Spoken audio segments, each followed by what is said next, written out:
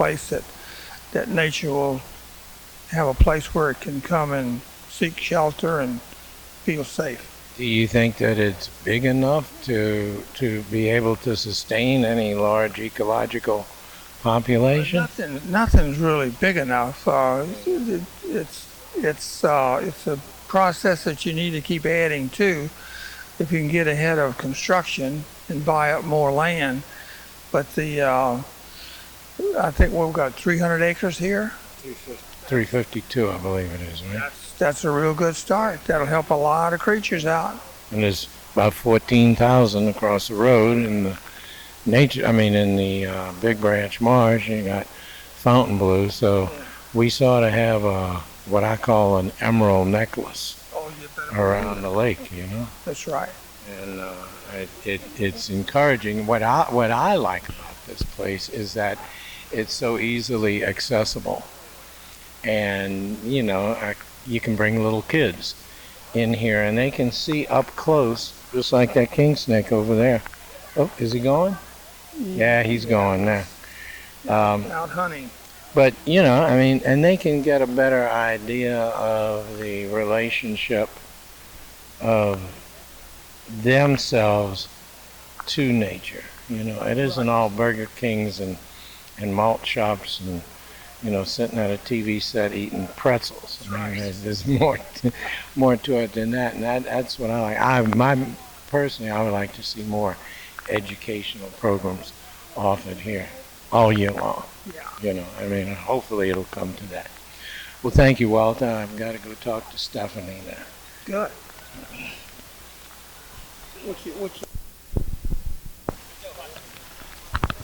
Okay.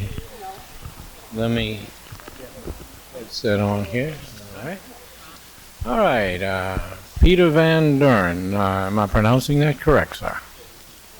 Okay. What do you want me to talk about? The early days of the Nature Center? Yeah. Well, first I've got to make sure I got your name right. Yeah, you got my name right. Peter Van Duren. Okay, and you're Dutch. All right. Okay. And you're a resident of what area? Covington. Okay. And how long have you been affiliated with the Nature Center?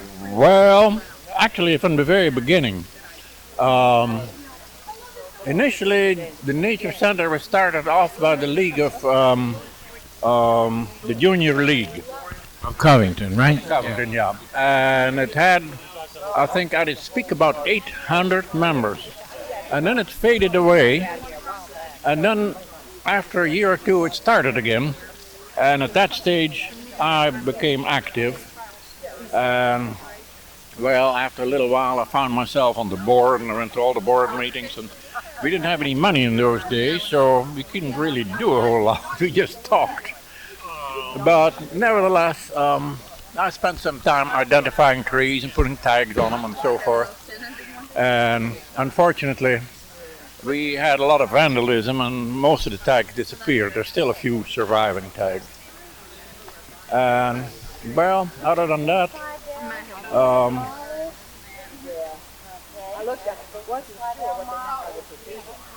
well, ask me a question. Maybe I can. All right. I was just waiting for you to finish.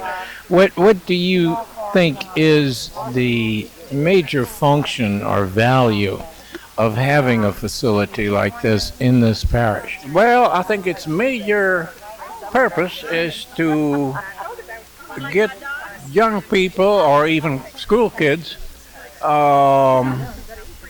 interested in nature and get across to them some information about, what's going on in nature, how the animals interact and so forth. Maybe learn the names of a few plants and animals. In other words, it's a instructive tool. Okay, yeah. Well, that goes along with me too. I'm education nut when it comes to that.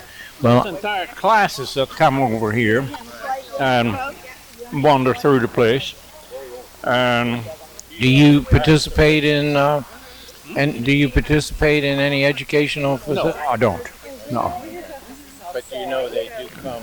Yeah, they do come.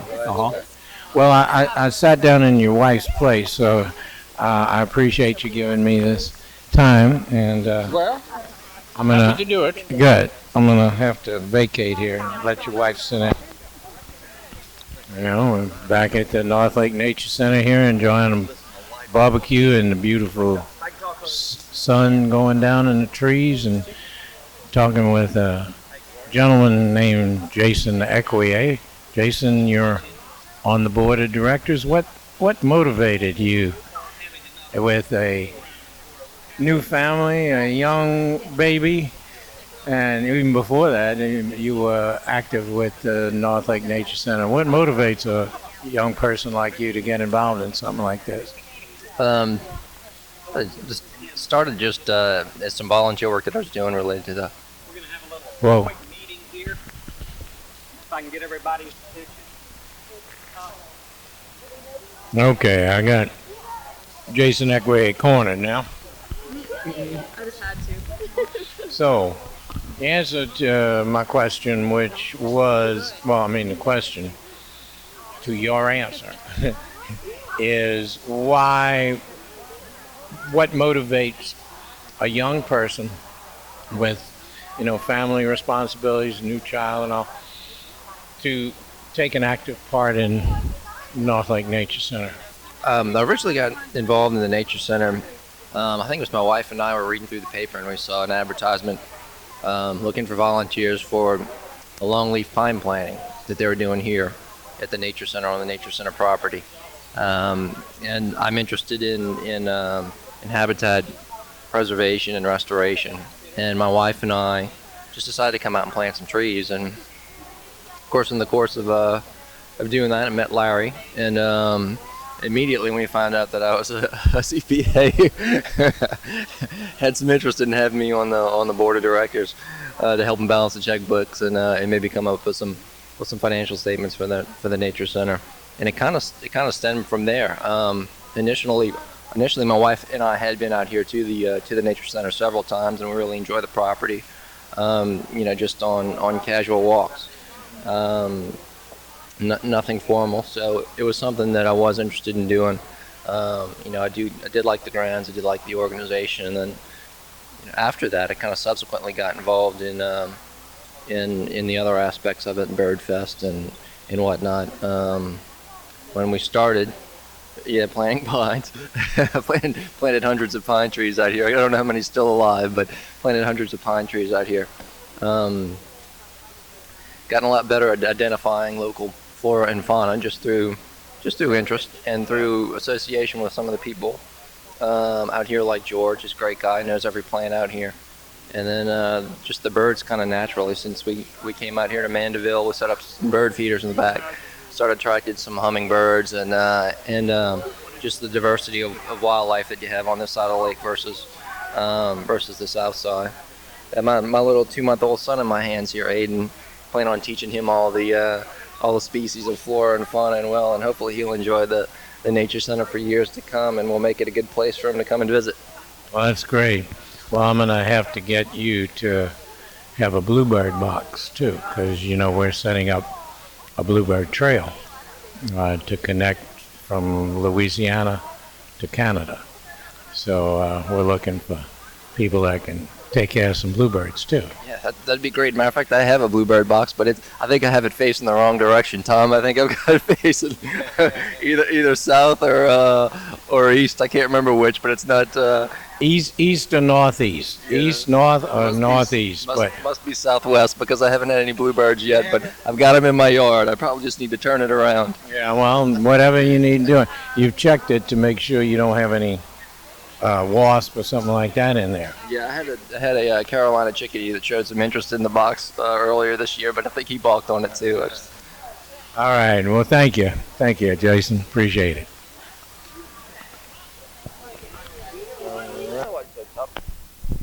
And we're rolling, and we're sitting here talking to a man named Larry Burch, who is the executive director, is that the title? President of the North Lake Nature Center. Larry, tell us a little bit about yourself, your background, your education, and of course your erudition, if that's the proper word, toward nature and the development of the North Lake Nature Center.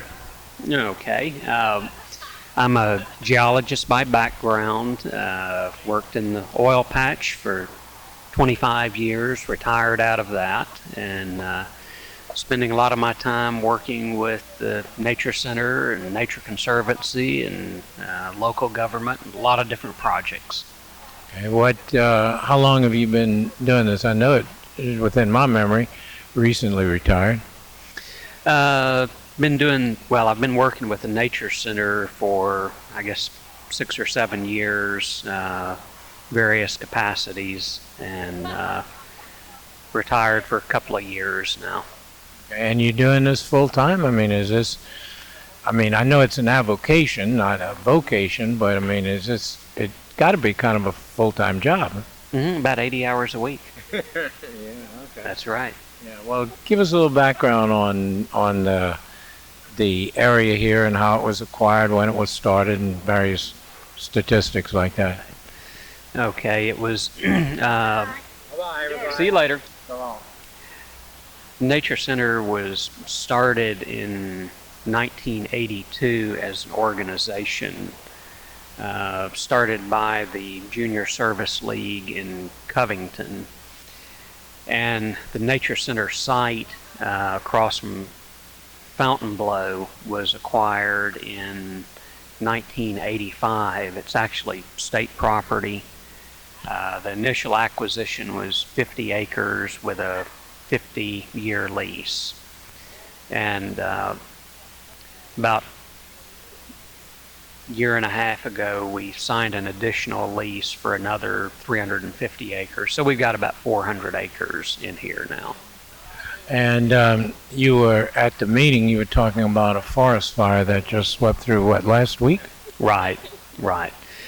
And it's natural occurrence that we have out here. And of course, we have not had a lot of fires in the area for probably the past 30 years because of control, and that's affected the habitat in the area. Back in the 20s and pre-20s, this entire area was a longleaf pine forest, as of much of St. Tammany was, and much of the South was, the coastal South. And in, I guess it was the 30s and late 20s, a lot of this area was logged by the Great Southern Lumber Company, essentially from the lakefront, including Fontainebleau State Park was logged back at that time. They built railroads and were shipping logs up to Bogalusa. Bogalusa was the site of the world's largest lumber mill at that time, and it was fed by the longleaf pine in the area. So 30s, it was logged out, started at the lake, logged all the way up to north of Bogalusa. At that point, a lot of the property became variety of uses, but pasture land, some land development schemes even back in the 30s and 40s.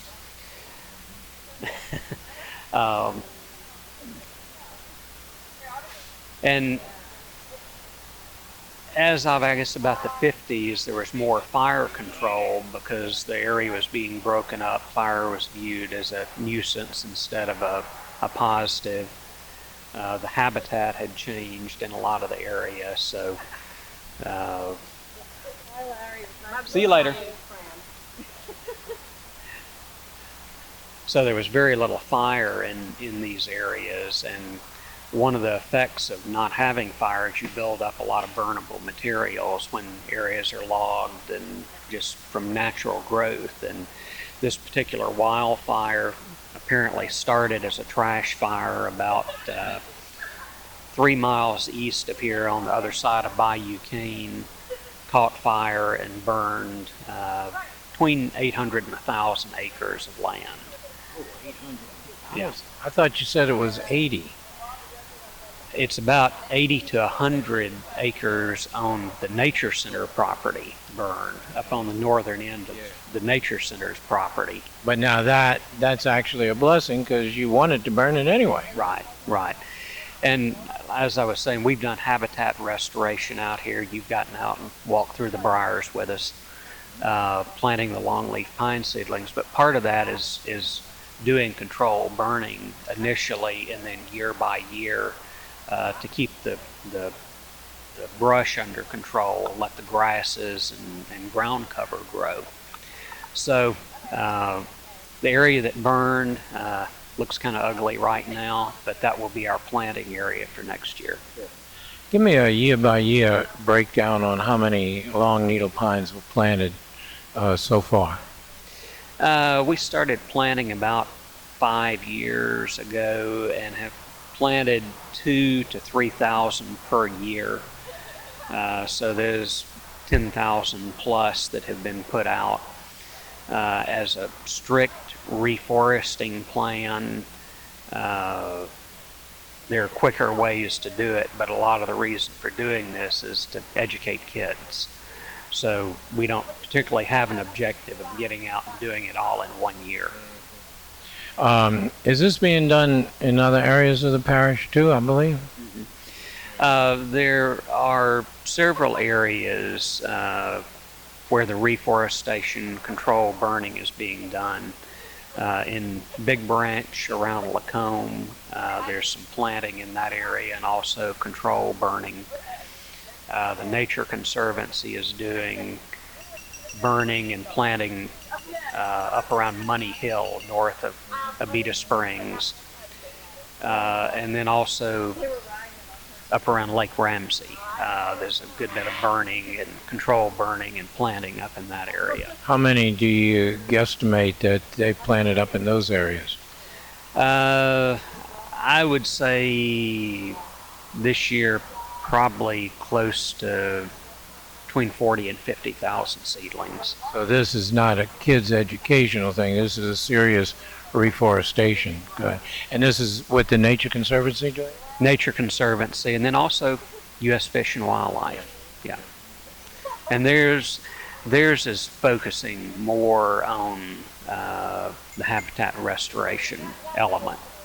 You said in the meeting that the one of the oil companies was coming up with 10 grand to come to the Nature Center. What are the plans for utilizing those funds?